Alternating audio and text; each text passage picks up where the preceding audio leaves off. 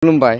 दा बे समाव दंफैयो जोङो कार्बि आंलं जिल्लानि सिङाव थानाय लांहिन नोगोराव मिरु दुलाराय बर' फरायसा आफादनि जानो गोनां 54थि जुथुमानि हाबाफारिया बेसेबां आवगायखो, लोगोसे बबे जराव थामहिनबा बबे खन्दआव मा हाबाफारिखौ लानानै लुफुंनाय एबा खामानि मावनाय जादों, बेफोरखौ जोङो रायजो राजानि सिगाङाव देखायनो आखायाव लादों। गिबियावनो मेन गेटजों हाबजेननाय लोगो लोगोनो अपेन स्टेजखौ जों नुनो मोननाय जादों। दा केमेरामेन बिथांखौ गासै मेन गेटखौ लानानै अपेन स्टेजखौ देखायफुंनो थाखाय खावलायबाय।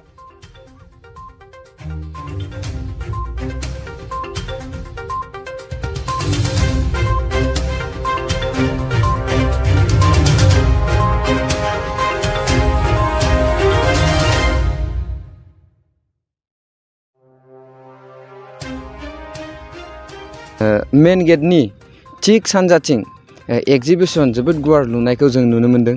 दा एक्जिबिसननि सिङावनो जोंनि बर' हारिनि थानाय, जानाय, लुनाय गासैबो आदब खायदा, लोगोसे मावनाय दांनायाव आइजें आइला नांगौ जानाय बर' हारिनि गासैबो कालचारजों लोगोसे बर' हारिनि धोरोम, हारिमु बेफोरखौ दिन्थिफुंनो नाजानायखौ जों नुनो मोन्दों। दा बेफोर गासैखौबो केमेरामेन बिथांखौ दिन्थिफुंनो थाखाय खावलायबाय।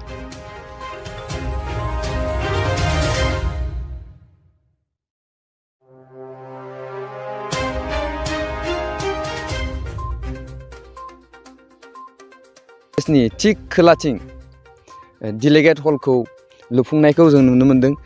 लोगोसेनो डिलेगेट हलनि खाथियावनो फिरफिला बिरहोनायनि थाखाय मावनाय खामानिफोरखौ जों गासैखौबो रेडि जानानै थानायखौ जों नुनो मोन्दों। दा केमेरामेन बिथांखौ डिलेगेट हलजों लोगोसे फिरफिला बिरहोनो थाखाय रेडि जानाय खामानिफोरखौ दिन्थिफुंनो थाखाय खावलायबाय।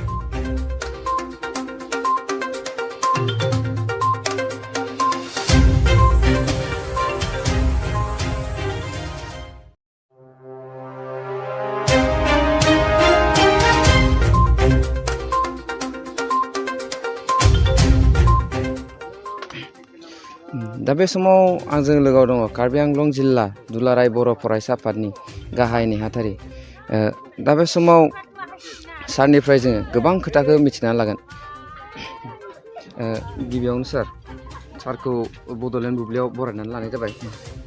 ओमफ्राय सार, माने गाबोननि जानो थांनाय मिटिंनि प्रिपेरेसना बोरै सोलिगासिनो दङ आरो मा माया जाफुंजोबखो आरो मा मा दंबावो?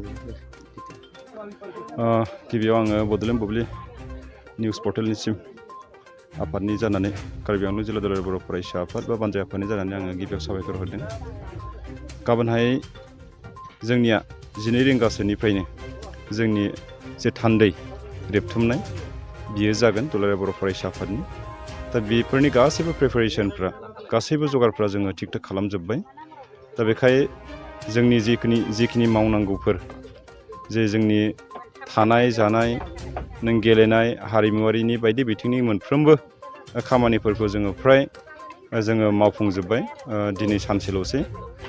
दिनै सानसेनि गेजेराव जों गासै खामानिखौ कमप्लिट खालामनानै गाबोनहाय जोङो मोनफ्रोमबो हाबाफारिखौ जोङो गोसो बायदियैनो खुंलांनो हानायनि जे बेबस्था, बेखौ जोङो थिग खालामखाबाय। दा बेयाव जोङो माखासे जोंनि जे लेंहरजानाय माखासे आलासि बिथांमोनहा थिग मथे थिग समावनो सौफैगोन। बेनिखायनो जोंनि रायजो राजाफोरनिफ्रायबो जोङो मददखौ नागिरदों जे जिहेथुनाखि रायजोफ्रा थिग थाक समावनो आलासि लेंहरजानाय मानगोनां मोनफ्रोमबो इभेन्ट्सआव, मोनफ्रोमबो आयदा, मोनफ्रोमबो हाबाफारियाव लेंहरजानाय मानगोनां आलासिफोरा सौफैगोन हिसाबै जोंनि रायजो राजाफ्राबो जाहाथे जोंनि गाबोननिफ्राय जानो गोनां जे 3, 4 आरो 5 मार्च सानथामनि मेहेरगोनां हाबाफारिजों खुंजानो लानाय बे दुलाराय बर' फरायसा आफादनि 54थि थान्दै जख'न्थायाव मोनफ्रोमबो हाबाफारियाव सानफ्रोमबो समाव साफ्रोमबो रायजो राजाफ्रा जाहाथे लैहोर लैहोर फैनानै मोनफ्रोमबो इभेन्ट्सआव जोंनि आलासिफोरनि मेहेरगोनां बिबुंथिखौ खोनासंफैयो आरो हाबाफारिखौ मेहेरगोनाङै खालामफैयो। जोङो बेखौ खावलायदों। जों आसा खालामो रायजोफ्रा सह'जुग खालामगोन आरो रायजोफ्रा सह'जुग खालामनानै खोब मेहेरगोनाङैनो बे हाबाफारिखौ बारहोलांगोन होननानै। नैथियाव गाहाय आलासि हिसाबै सोरखौ लेंनाय जाखो आरो बेखेवगिरि हिसाबै सोरखौ लेंनाय जाखो? जोङो जोंनि दुलाराय बर' फरायसा आफादनि जे जथुमा बे जथुमायाव आलासि लेंनायनि बेलाया दुलाराय बर' फरायसा आफादा दायथ'। दा बेयाव जोङो बानजाय आफाद बा जिल्ला कमिटिया बेयाव बांद्राय माने पार्ट थाया, जास्ट जोङो खुंनानैल' हरनांगौ जाहैयो। थेवब्लाबो बिथां मिरु आफादनि लेंनाय आलासिफोरखौ जों मोनथियो हिसाबै जोङो दा नोंथांमोननो फोरमायनो हायो जे गेवलां मेलाव बे गेवलां मेलखौ बेखेवगिरि महरै जोंनि आसामनि chief minister doctor Hemant Biswa Sharma गेदेमा सारा जोंनि गेजेराव नुजाथिफैगोन। बेजोंनो लोगोसे जोंनि आसाम आयेन आफादनि मानगोनां बुंथिगिरि बिस्वजित दैमारि गेदेमायाबो बेयाव नुजाथिफैगोन।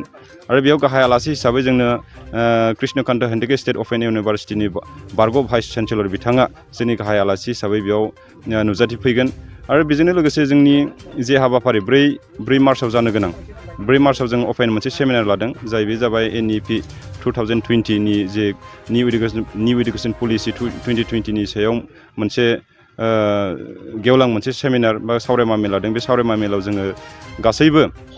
जोङो बेयाव माने जाथि हारि बासियालासेनो गासैबो स्टुडेन्टसफोरखौ जों बेयाव इनभाइट खालामदों।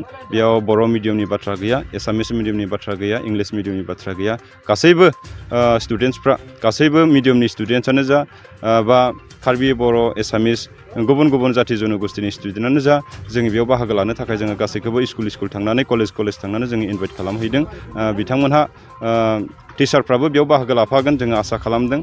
दा बेखायनो जोंनि आसा खालामनाय बायदियै, जोंनि इनभाइट खालामनाय बायदियै निस्सय बिथांमोना 4 तारिखनि जोंनि जे अपेन सेमिनाराव जानो गोनां, बे अपेन सेमिनाराव बाहागो लाफैथारगोन। जोङो आरो फिन नोंथांमोननि मिडियानि गेजेरजोंबो खावलायदों आरो जों आसा थिदों। गेम्स एन्ड स्पर्ट्सनि खोथा बुंदों, दा मा गेम्स एन्ड स्पर्ट्सखौ लानाय जादों बेयाव? गाहायै जों गेम्स एन्ड स्पर्ट्स होननानै बुङोब्ला दुलाराय बर' फरायसा आफादनि जथुमाफ्राव जोङो गाहायै भलिबल बादायलायनाय, जायखौ जोङो बुलुर होननानै बुङो, भलिबल बादायलायनाय आरो काबादि बादायलायनाय हिन्जावसाफोरनि थाखाय जों गाहायै बे मोननैखौ लादों। आरो बेजोंनो लोगोसे जों माराथन खारनायबो दङ जोंना बेयाव। गाहायै जों बे मोनथाम इभेन्टखौ लानानैनो जों गेम्स एन्ड स्पर्ट्सनि जोङो दुलाराय बर' फरायसा आफादनि थान्दै जखुंथायनि गेजेरजों जोङो खालामलांनायनि मोनसे खोथाखौ जों सिन्था खालामदों। बे गासैबो थिग-थाक आरो जगार जाखाजोब्बाय आरो बेखेवगिरिफोराबो थिग-थाक जाखाजोब्बाय। बिथांमोना गाबोननि समाव, नांगौ समाव, थिग समाव फैनानै गासैबो हाबाफारिखौ बेखेवनानै होलांगोन आरो बिदिनो गेलेनाय बादायलायनाया जागायलांबाय थागोन होननानै जों फोथायनाय दङ। ओमफ्राय सार, गोबां माने दखानफोरखौ लुनायखौ जों नुनो मोनदों।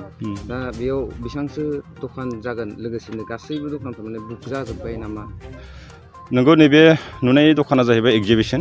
दुलाराय बर' फरायसा आफादनि जथुमाफ्राव माखासे जोङो एगजिबिसन लाफायो। दा बे एगजिबिसननि सिङाव जोङो बर' हारिनि गाननाय जोमनाय जेनेबा दख'ना, आर'नाइ, फास्रा, बेफोरजोंनो लोगोसे जोंनि माखासे डिपार्टमेन्टफोर दङ, जाय माने एग्रिकालसार डिपार्टमेन्टफ्रा माने बेयाव सरकारि भाबै बिथांमोना बाहागो लाफैगोन आरो बिथांमोनहा गावसोरनि मुवा बेसादफोरखौ दिन्थिनायजों लोगोसे जोबथि समाव माने सेलिं खालामलांनायनि, फानलांनायनि राहाखौ बेयाव होनाय जादों। बेखायनो जोंनि रायजो राजाफ्रा बेयाव बिथांमोननि जे आबादनि थाखाय नांगौखिनि जानाय सिखा, दाबा, खदाल, रुवा बायदिसिनाजों लोगोसे ट्रेक्टर, पावार टिलार ट्रेक्टरखौबो बेयाव माने दिन्थिनायजों लोगोसे बिथांमोना लास्ट समाव माने फानलांनायनि मोनसे खाबुखौ होदों आरो। दा बेयाव जोंनि रायजो राजाफ्रा बेखिनि खाबुखौ लाफैनो हायो। ट्रेक्टरखौ माने जायगायावनो बुक खालामनानै माने बायनोबो हागोन आरो सिखा, दाबा, रुवा, खदाल बेखौबो बायनानै लानो हागोन आरो बेजोंनो लोगोसे जोंनि बे दखाना एगजिबिसननि सिङाव जोङो गासै 250टा दखानखौ जोङो बेयाव माने स्टरखौ जों बानायदों। नाथाय जोंहा एसे प्रब्लेम जादों। बाथ्राया जाहैबाय, जोंनि दुलाराय बर' फरायसा आफादनि जथुमाजों मोननै जे गिदिर जे मेलाखौनो होननानै बुंनांसिगोन, बे माने सरजाबनायनि थाखाय जोंनि जेबायदि माने स्टरफोरा, जेबायदि दखाननिफोरा बेयाव एगजिबिसननि सिङाव फैनांगौमोन, बे एसे खम जाहैबाय। खारना जाहैबाय 1 निफ्राय 5 तारिखसिम कार्बि इयुथ फेस्टिभेला दिपुनि थारालांसोआव जागोन। दा बेयाव गोबां माखासे दखानिजोंनो लोगोसे जोंनि माखासे नायगिरि बिथांमोनहाबो माने नै बेयाव थाङो कार्बि इयुथ फेस्टिभेलाव। आरो बेजोंनो लोगोसे जोंनि खाथियावनो बे आकाशि गंगा होननानै जों जायखौ बुङो आरो हलदियाटियाव, बेयाव दा बेयो माने हजाय डिस्ट्रिक्ट गोलैयो। थेवब्लाबो जोंनि साखाथियावनो थानाय हिसाबै बेबो 1 निफ्राय 5 तारिखसिम माने बे महाशिबरात्रि मेलाया जायो। दा बे महाशिबरात्रि मेलायावबो गोबां दखानफ्रा जोंजों बुक जाखानाय, जोंजों एग्रिमेन्ट जाखानाय माखासे दखानिफ्रा जोंनिफ्राय गावस्रालांनानै बा जोंनि जिथुनिखि बर' फरायसा आफादनि एगजिबिसनाव फैयालासिनो बिथांमोना शिवरात्रिनि मेलायाव थाबथाबोजोब्बाय। बेयाव जोंनि माखासे स्टरफ्रा खम जाफैदों, दखानिफ्रा खम जाफैदों। जों थेवब्लाबो जिखिनि दखान लुनानै होदों फ्राय माने हाबजोब्बाय।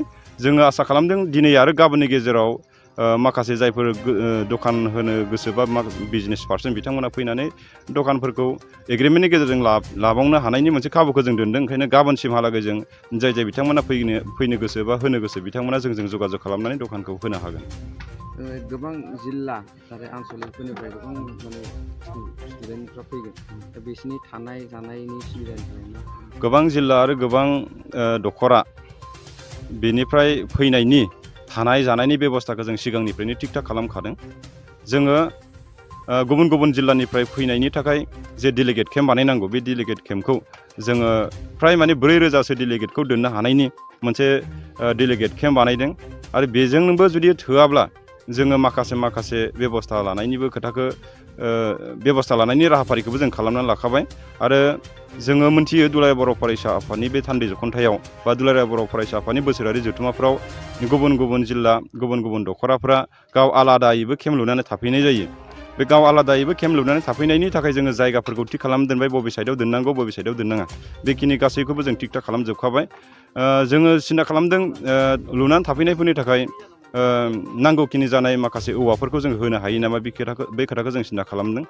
बिथांमोननो जोङो बेब'स्था खालामनायनि राहाखौ जों एसे लादों। हयथ' बे दा मोनानि गेजेराव बे जागोन। जोङो जेसेबां हायो स्टुडेन्टस बा जोंनि बर' फरायसा आफादनि जे थान्दैफोर, बे थानायाव जाहाथे माने उसुबिदा जाया, जाहाथे खस्थ' मोना, जों बेखौ नोजोर होदों। जोबनायाव सोरबाफोर बिजनेस पारसन बिथांमोना दखान होननानै सानदोंब्ला बड'लेण्ड बुब्लिनि गेजेरजों नोंथांमोना जगाजग खालामनानै दखानखौ होफैनो हागोन।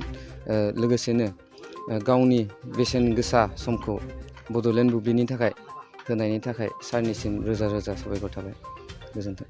गोग्गो आदार जाग्रा सुबुंफोरनिसिम मोनसे गोजोनथाव खौरां। उदालगुरि जिल्लानि सिङाव थानाय मावरिया गामियाव मनाटिसा गावसुंथा हान्जानि सोद्रोमा हांमा ब्रह्म बिथाङा आसाम स्टेट रुरेल लाइभलिहुड मिशननि गेजेरजों खानस्रि हासार आरो गोबोर हासारजों दिहुनजानाय अर्गेनिक मैगं थाइगंनि गला बेखेवनाय जाबाय। गोग्गो मैगं थाइगं जाग्रा गोसो गुदुं बायग्रा सुबुंफोरा गाहायाव होनाय जानबुं नम्बराव जगाजग खालामनो हागोन। जानबुं नम्बरा जाबाय 8011748256। जानबुं नं 8011748256।